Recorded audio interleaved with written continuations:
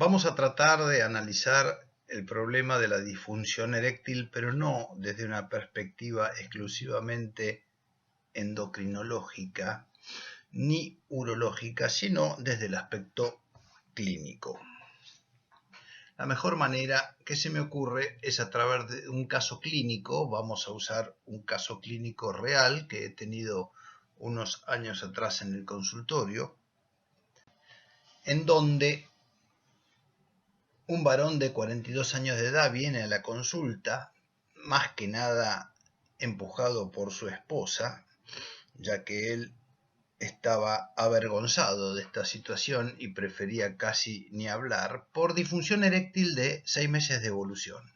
Fue progresiva, no tenía deterioro de la libido y no reconocía situaciones especiales de estrés, ni laboral ni familiar, que hubieran paralelamente ocurrido con este fenómeno.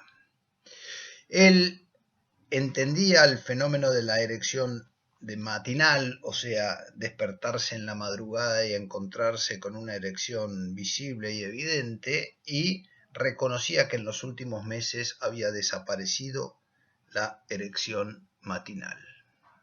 Les pregunto, ¿es importante este detalle de la anamnesis?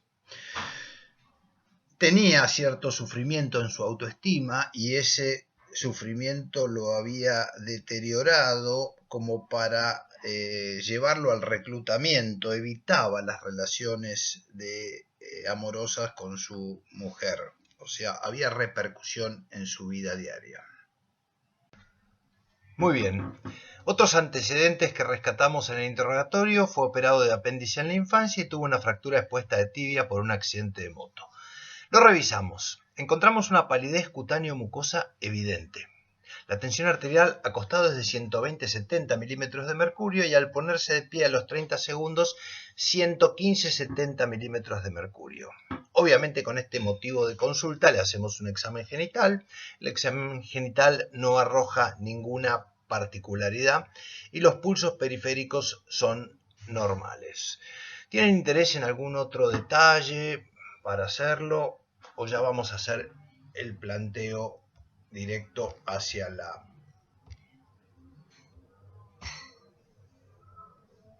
Muy bien. Ustedes están haciendo un enfoque desde la especialidad, consulta dirigida a un especialista en disfunción eréctil. Ha sido razonablemente completo, pero lo que estamos aprendiendo ahora es medicina interna, es clínica médica. ¿Y qué es lo que hacemos los clínicos cuando tenemos un paciente así? Obviamente estamos en inferioridad de condiciones frente al especialista que ve 25 casos así en una semana. Pero nosotros tenemos un recurso que es de extraordinaria utilidad. Hacemos un interrogatorio más exhaustivo y hacemos un examen físico más completo. Y al hacer el examen físico más completo, nos encontramos que este paciente tiene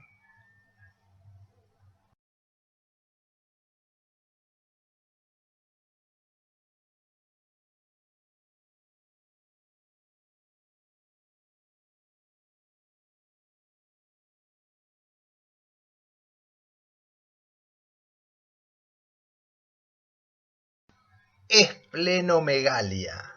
La particularidad de este paciente es la esplenomegalia.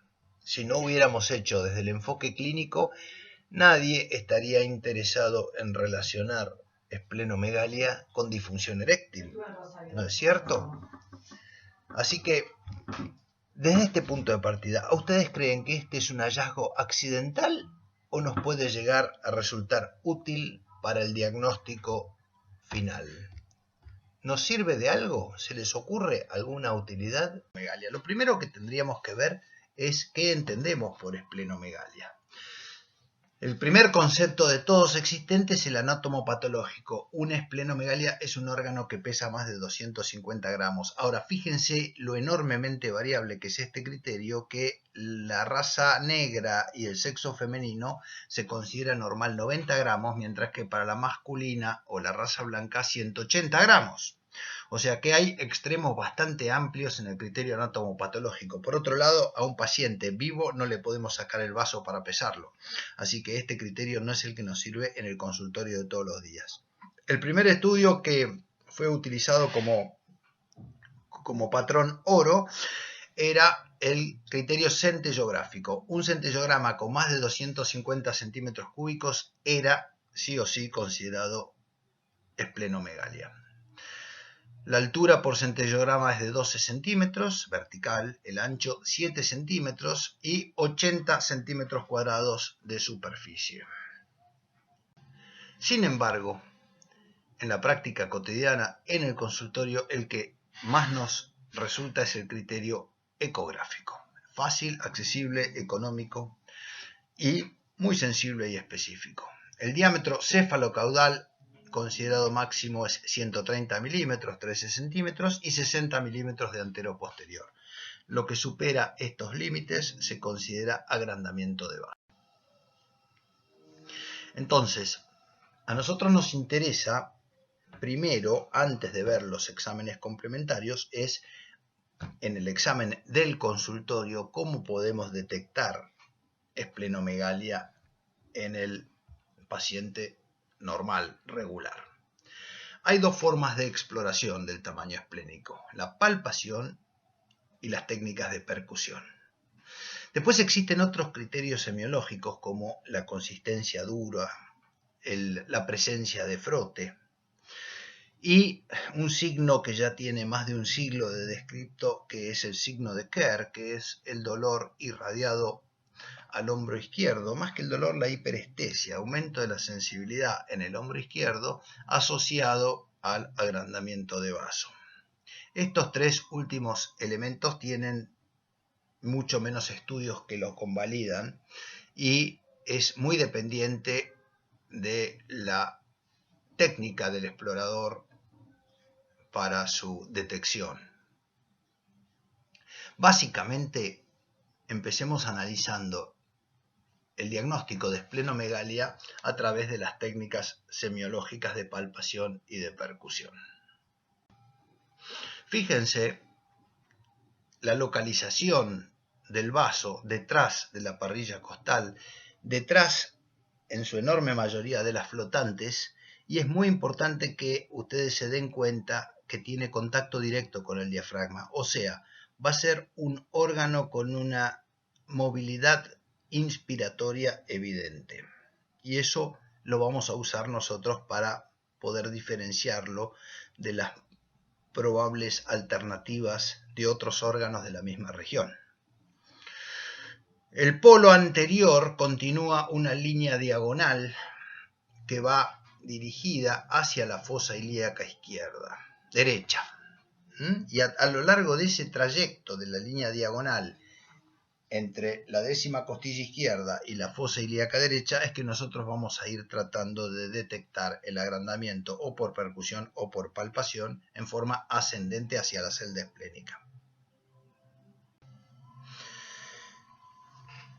Aquí ustedes ven claramente cómo va sucediendo el agrandamiento. La primera imagen, la más pequeña, la más oscura que ustedes ven en la fotografía de la derecha, es un vaso normal y las etapas de agrandamiento van teniendo un crecimiento diagonal hacia la espina ilíaca anterosuperior derecha. Pero el otro elemento que quiero que presten atención son las relaciones anatómicas del dibujo de la izquierda. La más importante de todas es la presencia del estómago y la curvatura mayor del estómago que se interpone, y a medida que más se distiende, más ocupa esa celda esplénica y más podría darnos alteraciones en la detección semiológica. Pero también tengan en cuenta que las masas o tumores de la curvatura mayor, de la cola del páncreas o del colon en el ángulo esplénico podrían confundirse con una masa indurada atribuida al vaso. La única diferencia es que estos órganos no tienen excursión respiratoria. de manera tal que el único que va a tener clara movilidad con la inspiración es el vaso. Entonces, si ustedes palpan una induración en esta región del hipocondrio izquierdo que tiene movilidad inspiratoria considerable, deberíamos atribuirlo al vaso. Las otras quedarán fijas con la inspiración. Entonces vamos a ver las técnicas de palpación. Las técnicas de palpación, la tradicional, la convencional, tal vez la más usada, es la técnica bimanual, en donde la mano izquierda se apoya sobre la parrilla costal y hace una pequeña tracción hacia el explorador. La intención de esa tracción es empujar un poco la parrilla costal hacia uno y eso lleva un poco el vaso hacia afuera. Entonces ya sensibiliza la maniobra. Entonces la mano derecha, mano al acecho, la vamos desplazando a lo largo de esta línea imaginaria diagonal y vamos pidiéndole en cada posición al paciente que inspire hondo y palpando esta localización. Estas maniobras de palpación y de percusión las vamos a ver con más detalle en el taller que corresponde del examen físico abdominal. Igual hago la mención en este espacio. La técnica bimanual en decúbito dorsal, la están viendo ustedes ahí, y la técnica bimanual desde la izquierda del paciente,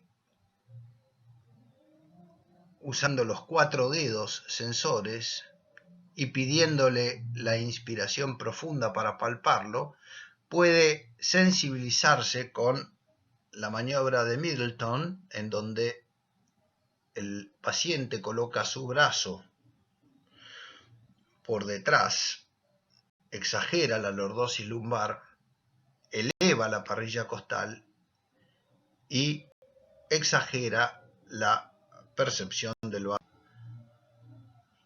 hacia afuera.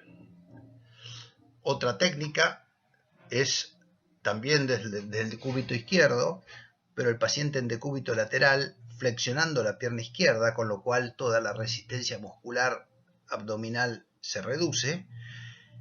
De esta posición el vaso mismo tiende a asomarse por fuera de la parrilla costal, a caer hacia la línea media y hacia abajo, y ustedes van a usar su mano izquierda para palpar, mientras que la mano derecha comprime suavemente la parrilla costal, exagerando la caída, el asomo del vaso. Acá ustedes ven la de Middleton. Y tengo que mencionar las técnicas de percusión.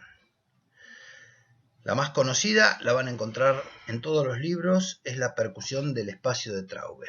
Y entonces es trascendente que ustedes puedan definir cuál es el espacio de Traube. El espacio de Traube es un triángulo que está delimitado por la línea blanca punteada, la línea axilar anterior, la línea amarilla curva, que es la línea subcostal, que vendría a ser la línea en donde dejan de palparse las costillas y se palpa ya la cavidad abdominal. Y en tercer lugar, el triángulo termina de definirse por el espacio intercostal de la sexta costilla izquierda. En estos 3 puntos, la percusión mate hablaría de crecimiento esplénico. Esta maniobra originalmente fue descrita por Trop para el derrame pleural tuberculoso, no para la esplenomegalia. Básicamente comparte la zona con el ángulo pleural inferior, de manera tal que un derrame pleural significativo, que en aquella época el más probable era tuberculoso, hoy en día lo vemos mucho menos frecuentemente, le podría dar matidez en el espacio de Trop. Pero en la actualidad lo usamos casi como sinónimo de sospecha de esplenomegalia. Después vamos a ver qué valor tienen cada una de estas maniobras. Hay otras formas de percusión, como la técnica de Nixon, que es trazar una perpendicular en el punto medio de la línea curva subcostal y los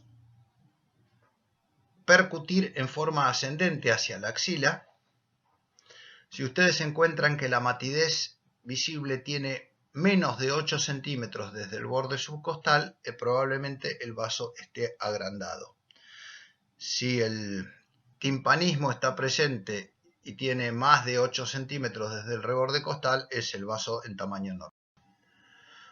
Aquí ustedes ven con la descripción cómo coincide con el agrandamiento anatomopatológico del vaso.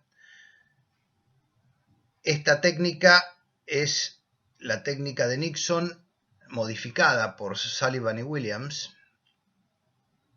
Y ustedes ven que si el vaso está agrandado va a tener matidez ya antes de los 8 centímetros. Si el vaso es normal va a estar más allá de los 8 centímetros del reborde. Y finalmente, la tercera, que es la más rápida, la más práctica, la más sencilla, es percutir el ángulo formado entre la línea subcostal y la línea axilar anterior, el espacio o el punto de Castell. Si este punto es mate, es diagnóstico de esplenomegalia. Ahora, para que el punto de Castell sea más sensible, lo más útil es percutirlo con el paciente de pie. Fíjense que en la posición de pie, el vaso mismo tiende a descender, de manera tal que exagera la ocupación del punto de Castell. Si hay un verdadero agrandamiento, ustedes van a palpar el punto de Castell. Y especialmente, si lo quieren sensibilizar aún más, la percusión se haría durante la inspiración. Entonces el paciente de pie, en inspiración máxima, percute en el punto de Castell. Si es mate, la sospecha de esplenomegalia es más alta. Muy bien. Evaluemos un poco la utilidad de estas técnicas en el diagnóstico de la esplenomegalia. Hay numerosos trabajos que han usado criterios como ecográficos, centellográficos o la impresión quirúrgica para ver la sensibilidad y la especificidad de estas maniobras realizadas en el paciente en forma prequirúrgico y después cotejado con los resultados de los estudios post-test.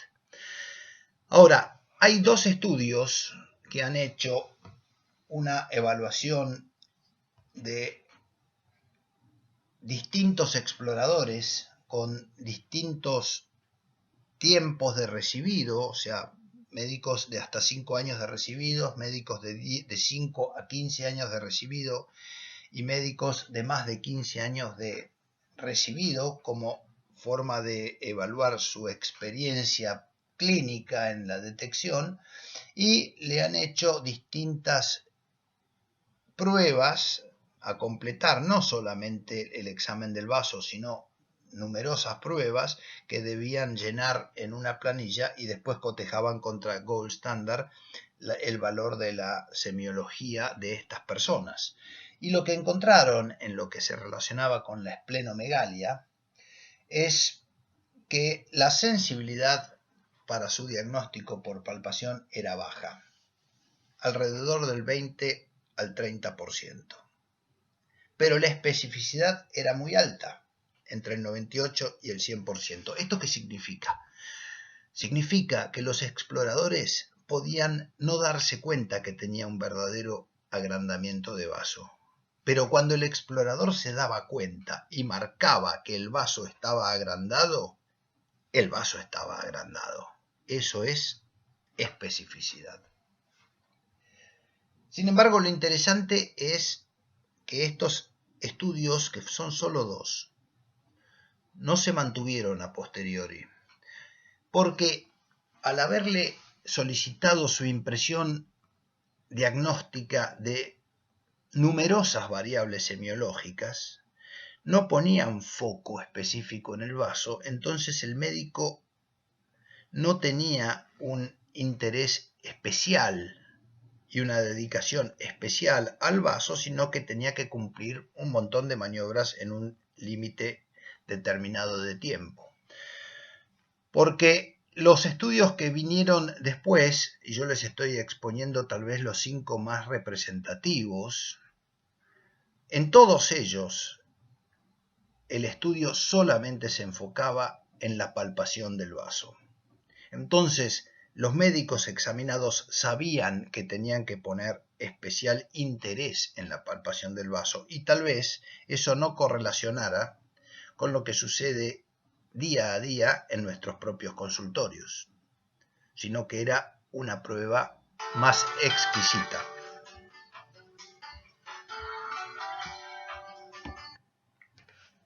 Así que no nos sorprende que en estos 5 estudios el porcentaje de falsos positivos y de falsos negativos cambió, ya que el interés de los examinados se incrementó. Y ustedes ven que los números son de una sensibilidad casi el doble de los estudios hechos en forma global, y la especificidad seguía siendo razonablemente alta. Si lo vamos a analizar a través del metaanálisis de Grover, que está abajo de todo, vean ustedes que en promedio la palpación tiene una sensibilidad del 58% y una especificidad del 92%. En cuanto a la percusión, y también usando la ecografía como el criterio estándar, la percusión del espacio de Trop tiene una sensibilidad del 62%, en la primera línea la ven, y una especificidad del 72%. Los elementos que reducían la sensibilidad de la percusión era la presencia de obesidad mórbida y particularmente que nos interesa es la ausencia de 3 horas de ayuno.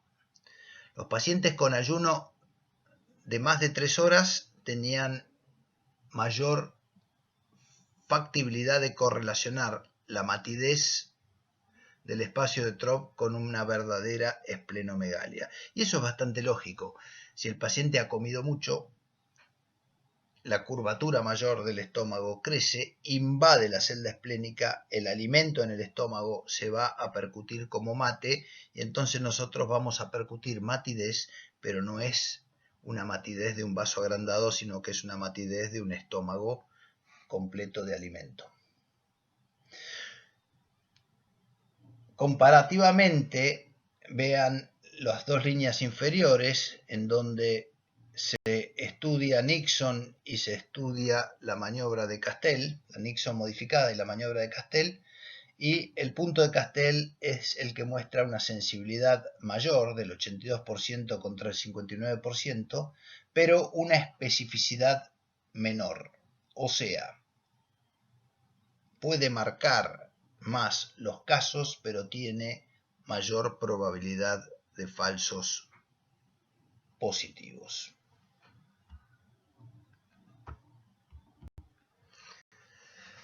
¿Esto significa verdaderamente enfermedad?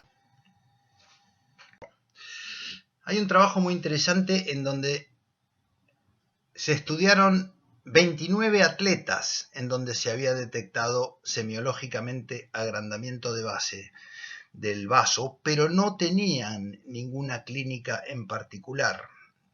Y de ellos,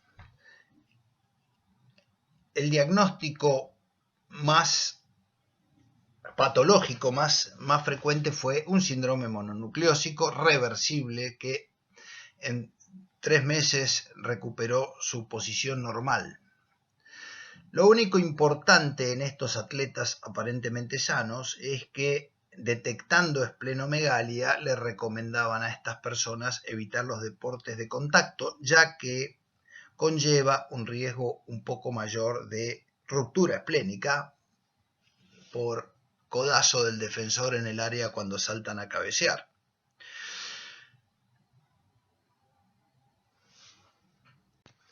A modo de resumen, vamos a decir que como hallazgo más importante, la palpación en forma separada tiene mayor discriminación, pero en aquellos pacientes cuya percusión ha resultado positiva.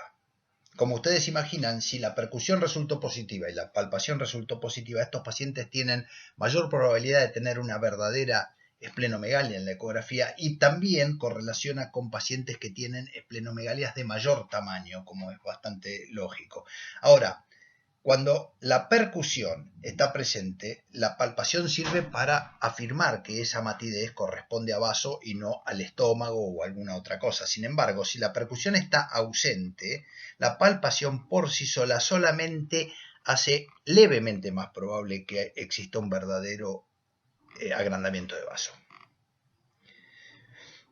A raíz de esto, lo que diría como final es que la percusión y la palpación tienen que usarse en forma combinada.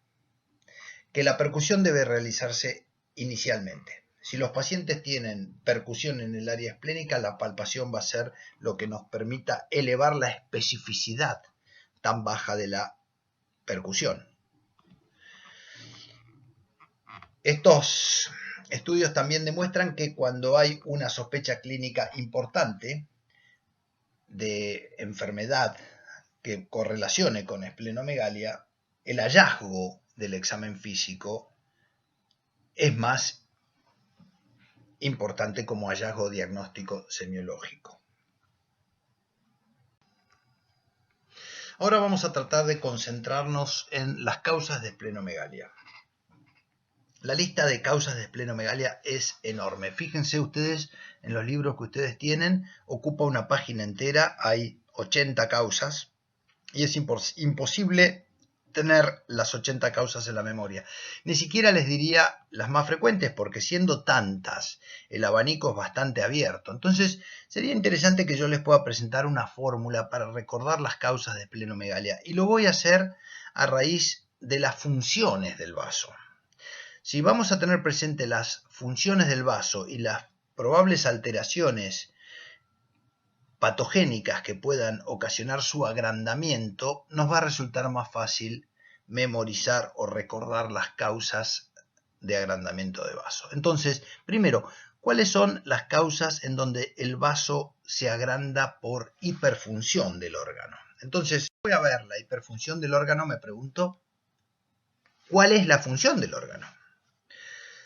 La función del órgano es una función eritropoyética, es una función de capacitación del sistema retículo endotelial y son todos los fenómenos de hiperplasia inmunitaria. El órgano está involucrado en la eritropoyesis extramedular en procesos como toxinas, radiación, infiltración de la médula ósea que lleva entonces al vaso a sobredimensionar su función, o la mielofibrosis, que es una forma de infiltración por fibrosis. Los procesos de hiperplasia del sistema retículo endotelial más importante, les cito esferocitosis, ovalocitosis, talasemia, hemoglobinuria paroxística nocturna u otras hemoglobinopatías y la anemia de células drepanocíticas. En estos casos existe una hiperplasia del sistema retículo endotelial y ahí puede haber acompañando agrandamiento del vaso. Y finalmente, cuando hay una sobredimensión de la función inmunitaria del vaso, como en las infecciones, particularmente mononucleosis infecciosa, citomegalovirus, HIV, las hepatitis virales, la presencia de la esplenomegalia en el diagnóstico de endocarditis infecciosa, tuberculosis, sepsis, en el paludismo acompañado de adenopatías, lo mismo que en la síndrome de mononucleosis, y después absceso esplénico, que es raro, la sífilis congénita, que ya es raro, y la histoplasmosis son otros procesos infecciosos con una esplenomegalia bien evidente. Por otro lado, hay hiperplasia inmunitaria en procesos no infecciosos, como la artritis reumatoidea o el lupus eritematoso, en donde hay alteraciones de inmunorregulación, pero no ocasionado por infecciones, en las anemias hemolíticas, en las neutropenias o las trombocitopenias inmunes y en la sarcoidosis. Esta sería entonces la primera de los casilleros. El segundo de los casilleros está asociado a los fenómenos de congestión vascular. Entonces, congestión vascular puede ser por procesos que involucran verdaderamente a la vena esplénica, como la trombosis o la compresión extrínseca, rara vez el aneurisma de la arteria esplénica, o por procesos que involucran al circuito vascular esplénico en el medio del circuito del venoso portal. Entonces, los procesos de hipertensión portal, donde la cirrosis alcohólica es lejos la más frecuente, pero la insuficiencia cardíaca o la trombosis y compresión de la vena porta podrían darnos hipertensión portal y acompañando a esto esplenomegalia. El tercer punto es los procesos que infiltran el vaso. Pueden tener infiltraciones de tipo celular, como el granuloma eosinófilo, como la leucemia, como los linfomas, como los angiosarcomas o como las metástasis esplénicas, que son muy raras. Tengan en cuenta que si existe una metástasis esplénica, piensen fundamentalmente en melanoma. Pero puede haber infiltración por otros procesos de depósito tisular, como amiloide, como mucopolisacaridosis, como enfermedades de Gaucher o de Niemann-Pick, en donde el vaso está agrandado por infiltraciones tisulares. Nuestro paciente con disfunción eréctil, que tanto nos interesó, se hizo un hemograma dentro de la evolución inicial, ya que tenía palidez cutáneo mucosa, sospechaba anemia, confirmó anemia, pero terminamos llevándolo al diagnóstico de leucemia mieloblástica.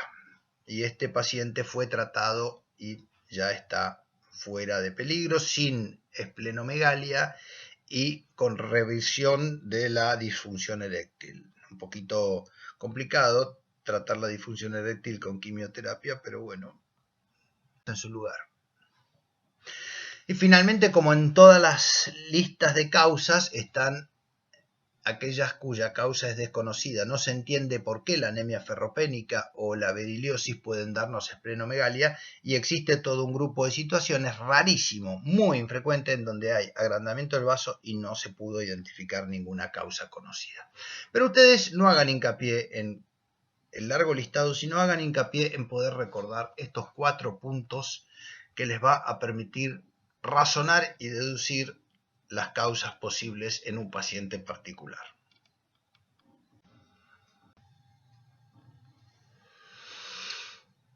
Por regla general, si ustedes tienen un examen de chequeo, un examen de rutina, un examen de atletas, de deportistas, en un examen preocupacional, en donde no hay síntomas acompañantes, o sea, estamos frente a un adulto aparentemente sano y ustedes percuten matidez en el área esplénica, el paciente está en ayunas, no es obeso, palpan y le palpan un agrandamiento de vaso, esa esplenomegalia lo más probable es que termine correspondiendo a una causa indeterminada que 6 meses después regresó y desapareció, como el famoso trabajo de los estudiantes de medicina, que creo que lo voy a nombrar más adelante. O a veces puede llegar a ser una infección viral autolimitada, que el paciente ni siquiera se dio cuenta que la estaba teniendo, le atribuyó el cansancio a que estaba trabajando mucho y no hubo ninguna otra repercusión. Este es el trabajo que les quería notar. Hace muchos años atrás, 570 alumnos estudiantes de medicina se prestaron a este estudio, se hicieron la exploración del vaso. En todos aquellos que se detectaba agrandamiento del vaso se le practicaba una ecografía, y los que tenían documentado por ecografía una esplenomegalia real eran seguidos a 4 años a lo largo del tiempo para ver cómo eran su evolución en la enfermedad. El 3% de los estudiantes evaluados tenían esplenomegalia, y el 100% de ellos, 4 años después, su esplenomegalia había desaparecido. O sea, podría llegar a ser en un adulto aparentemente sano, joven, un hallazgo accidental que revierte en forma espontánea y que no merece mayor consideración. También tengan presente que las mujeres en el puerperio, el 12% de ellas pueden presentar agrandamiento del vaso sin que represente una patología particular. Una consideración distinta es la presencia de esplenomegalia masiva. ¿Qué es la esplenomegalia masiva? Hay dos definiciones. Cuando el vaso rebasa los 8 centímetros por debajo del reborde costal, por debajo del borde subcostal, 8 centímetros más en esa línea diagonal hacia la fosa ilíaca derecha, o cuando el vaso pesa más de 1000 gramos. Esta es una consideración, obviamente, de aquellos pacientes que fueron sometidos a esplenectomía terapéutica o diagnóstica. Cuando ustedes tienen una esplenomegalia tan marcada, tan evidente, que llega a la línea media, que pasa a través de la línea media, que constituye una esplenomegalia masiva, ustedes tienen que tener algunos diagnósticos en particular. Las formas de linfomas y de leucemias son los que les interesa, la policitemia vera, formas de anemia hemolítica y la mielofibrosis de la metaplasia mieloide son temas que deben tener en cuenta y que deben estudiarse específicamente. De manera tal que por un lado les digo que en el hallazgo en un adulto aparentemente sano no debería llevar demasiado entusiasmo. Si no tienen otros elementos en el interrogatorio y en el examen físico, esperen antes de señalarlos como enfermos graves. Pero por otro lado, cuando la esplenomegalia es muy significativa, deben ser exhaustivos en la evaluación para encontrar las causas de esplenomegalia masiva que ya son más importantes y más serias. Hay ahora algunos términos que quiero acompañar en esta presentación, que es la función exagerada o la función debilitada del vaso. Entonces, ¿qué llamamos hiperesplenismo? Hiperfunción esplénica. La presencia de esplenomegalia que se acompaña de citopenias, anemia, leucopenia, trombocitopenia, con una médula ósea normal o inclusive tratando de compensar esto, hiperplásica. Hay mucha actividad en la médula ósea para reponer elementos celulares que están siendo destruidos a nivel periférico, básicamente por el vaso, que se ve clarísimo en la esplenomegalia. Y la identificación de esto tiene trascendencia porque, según el diagnóstico final de la entidad a la que ustedes lleguen, podrán considerar, si no hay respuesta terapéutica y el paciente tiene una trombocitopenia severa con riesgo de sangrado, etcétera, etcétera, tal vez deban considerar la terapéutica con la esplenectomía. Y si es un verdadero hiperesplenismo, la esplenectomía debería revertir las alteraciones citopénicas que habíamos observado y, por supuesto, revertir el riesgo de sangrado o de infecciones que tenía este. Así que la respuesta a la esplenectomía forma parte de la consideración hacia un hiperesplenismo como etiopatogénico. También quiero aprovechar para comentar la situación opuesta, o sea, la hipofunción o la disfunción esplénica,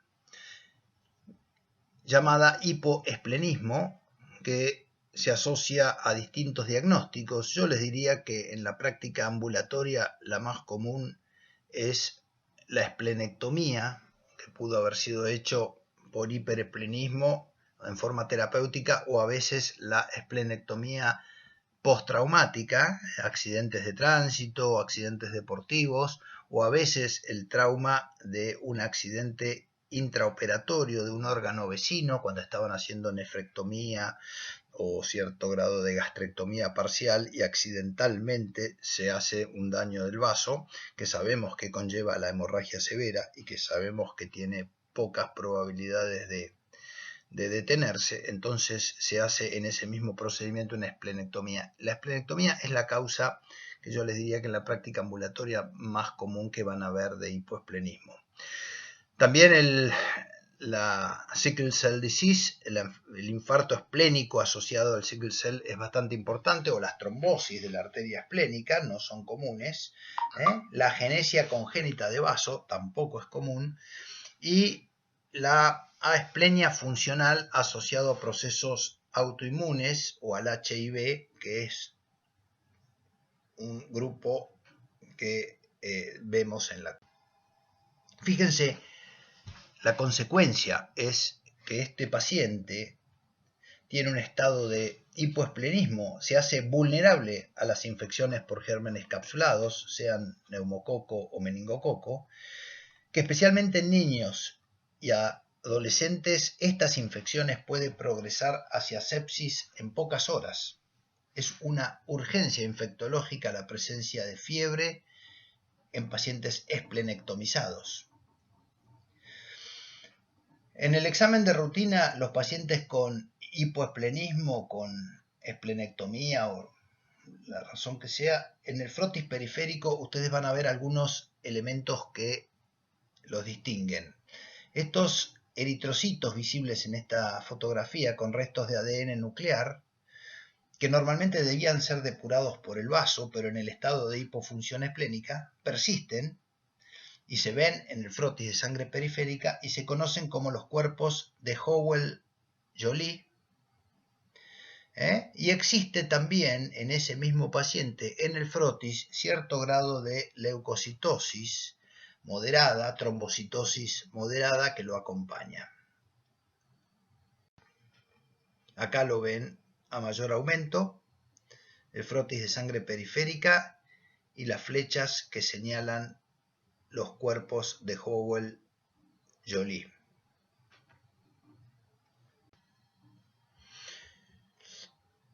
Entonces, yo les quiero hacer un pequeño ejercicio. Les voy a presentar 3 casos rápidos, conceptuales, sin mucho detalle.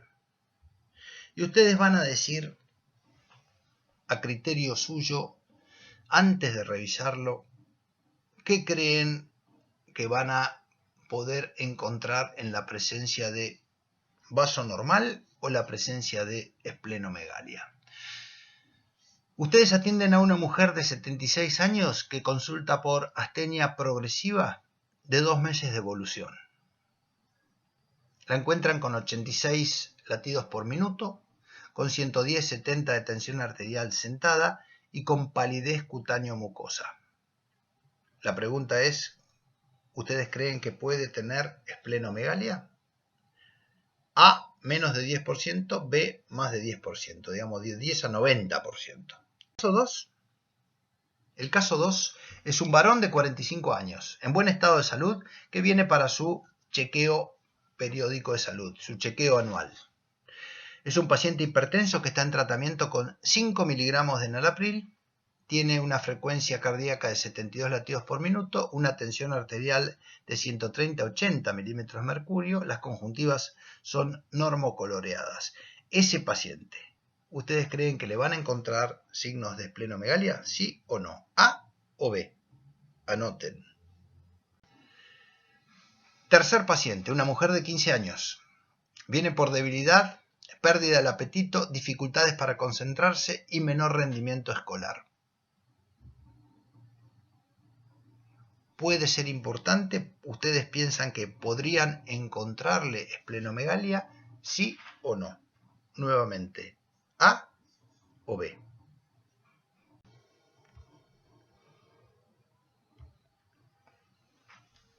Aprovecho para repasar. Ustedes van a explorarle el vaso a estos 3 pacientes que han tenido. Acuérdense que si el paciente tiene más de 2 horas de ayuno, ustedes inician el examen con la percusión. Si la percusión es positiva, van a proceder a la palpación.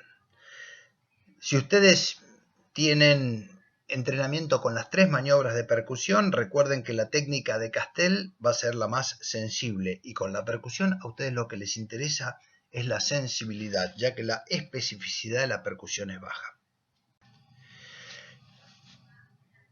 Si el paciente no tiene 3 horas de ayuno, ni percutan. No percutan. Inician la palpación como único procedimiento para discriminar si hay o no hay esplenomegalia. Y ahora sí, nos interesan los 3 casos. ¿Por qué? Porque ese hallazgo del examen físico aumenta o disminuye la sensibilidad y la especificidad del diagnóstico según la condición pretest de la clínica. Entonces, en los pacientes 1 y 3, ustedes coincidirán que la probabilidad de esplenomegalia es, en el mejor de los casos, moderada o alta, como en la mujer anciana del caso 1. De manera tal que, aunque ustedes encuentren que las 2 maniobras practicadas fueron negativas, ustedes insistirán en el diagnóstico de esplenomegalia. Entonces debe ser evaluados estos pacientes con exámenes complementarios, ecografía, tomografía o lo que ustedes consideren según que existan otras cosas clínicas que también quieran evaluar y aprovechen con un solo método para contestarse distintas preguntas. La ecografía es barata, es rápida y es fácil de...